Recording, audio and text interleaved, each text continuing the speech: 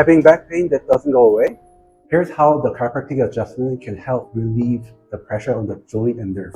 Back pain that keeps coming back often means your spine isn't moving the way it should. When the joint gets stuck, pressure builds on nearby muscle and nerves. That's what causes the tension and ache you feel. A chiropractic adjustment helps by realigning the spine, restore proper motion, and relieving the pain and ache caused by joint or nerve pressure. If you've been living with a constant back pain and neck pain, chiropractic care can help you feel better and move better. Book your appointment with us at Live Well Chiropractic.